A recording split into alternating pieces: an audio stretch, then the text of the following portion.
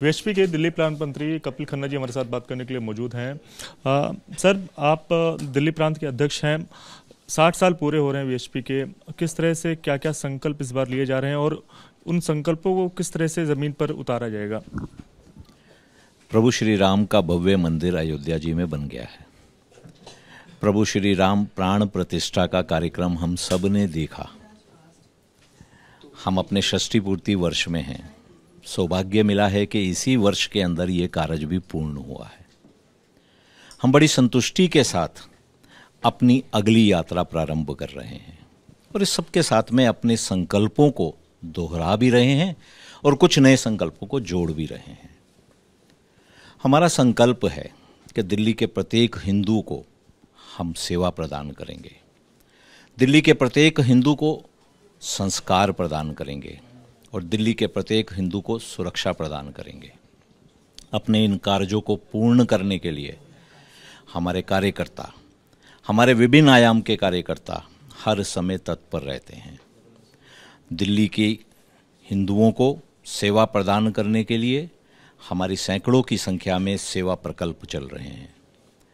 संस्कार प्रदान करने के लिए हमारे 5 वेद विद्यालय और एक संस्कृत महाविद्यालय चल रहा है और दिल्ली के सभी हिंदुओं को सुरक्षा प्रदान करने के लिए हमारे बजरंग दल के कार्यकर्ता, हमारी दुर्गा वाहिनी की दुर्गाएं हर समय तत्पर हैं।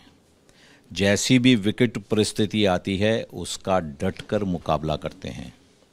दिल्ली में कोई भी हिंदू असुरक्षित महसूस नहीं करेगा और कोई भी गौ माँ उसके साथ में कोई भी ये विधर्मी कुछ भी कुकृत्य नहीं कर पाएंगे। इसको रोकने के लिए हर समय तैयार रहते हैं। सर, अगर संसद की बात करें तो वक्फ बोर्ड को लेकर संशोधन विधेयक सरकार ला सकती है।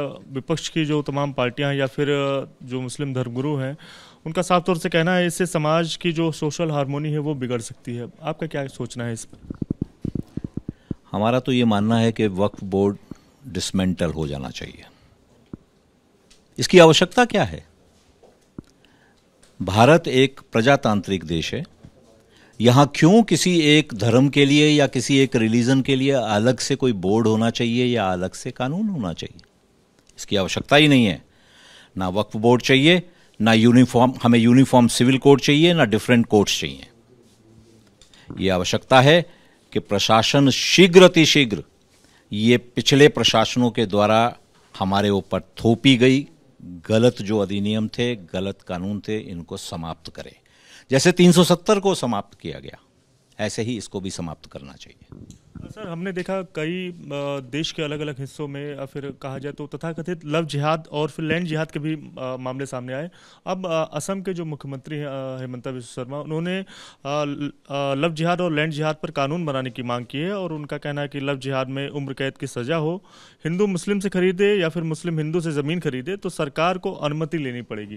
कांग्रेस इसका विरोध कर रही है। उनका कहना है कि ज़मीन तो भगवान की होती है, ज़मीन का कोई धर्म नहीं होता और लव जिहाद और लैंड जिहाद के मुद्दे देश को बांटने का काम करेंगे। हम असम गवर्नमेंट के इस कानून का स्वागत करते हैं, पर हम चाहते हैं कि इस कानून में संशोधन होना चाहिए। लव जिहाद में फांसी की सजा होनी चाहिए। हम जानते हैं कि लव जिहाद के बाद में हमारी बहनों के साथ क्या होता है, उनके 36 टुकड़े कर दिए जाते हैं। हमने देखी है ये घटनाएं, अपनी दिल्ली में ही देखी है। तो इसलिए लव जिहाद के अंदर उम्र कैद नहीं, फांसी की सजा मिलनी चाहिए।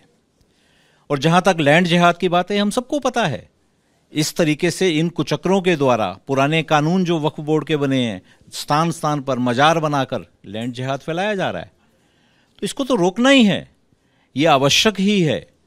इस तरीके से पूरे भारत के अंदर स्थान स्थान पर अपने इस तरह के स्थल बनाते जा रहे हैं जिनके द्वारा विधर्मी अपने इन कुचक्रों को आगे बढ़ा रहे हैं। ऐसे ही स्थान होते हैं जहां बाद में मजार बनती हैं, जहां पर मस्जिदें बनती हैं और उन मस्जिदों में हमने देखा है आतंकवादियों को शरण दी जाती है और वहीं से आतंकवादी पकड़े जाते हैं। तो इनको तो समाप्त करना आवश्यक है और इसके लिए सख्त से सख्त कानून बनाना चाहिए। शुक्रिया बात करने के लिए। कैमरामैन अजीत चाकू के साथ दिव्यांकर तिवारी, एबीपी न्यूज़, दिल्ली।